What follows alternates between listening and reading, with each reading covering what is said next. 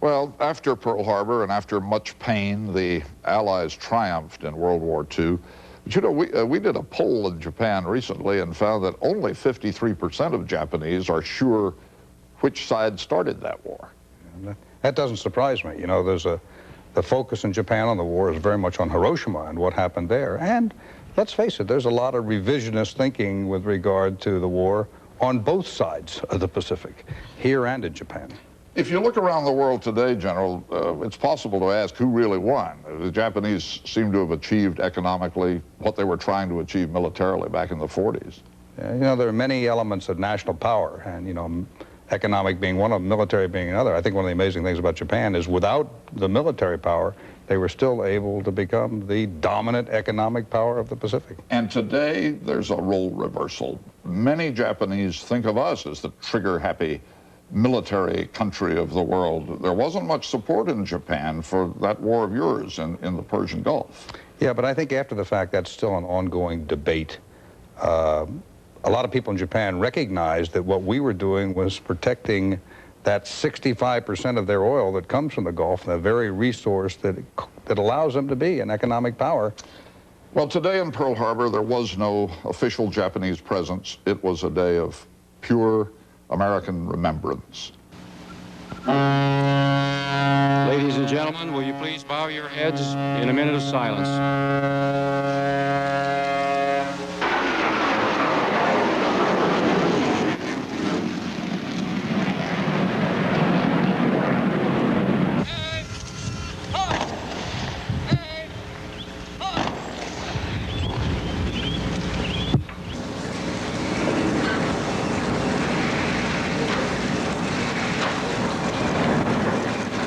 Look at the water here, clear and quiet. It wrapped its arms around the finest sons any nation could ever have, and it carried them to a better world.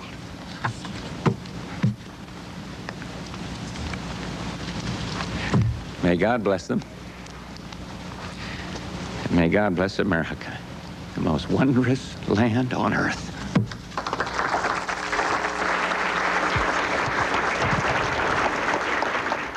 And now we are joined by the President. Keeping us straight on our history of the day, Mr. President, we have your old friend Norman Schwarzkopf on the line with us, too. You got a good man there, man that made this country proud. You set a tone of healing in nearly everything you said at Pearl Harbor today, it seemed to us. Can you imagine a day when a Prime Minister of Japan stands beside the President on a Pearl Harbor day?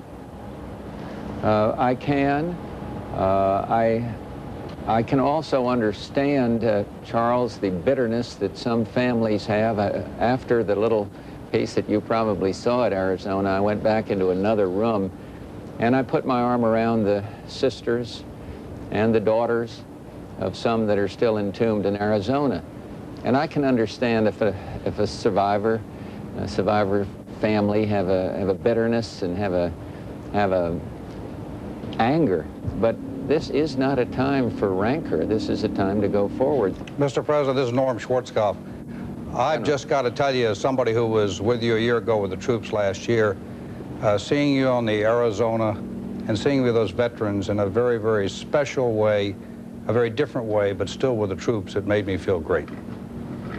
Well, I think back with Colin sitting there and you halfway around the world back in New York, I thought of that today.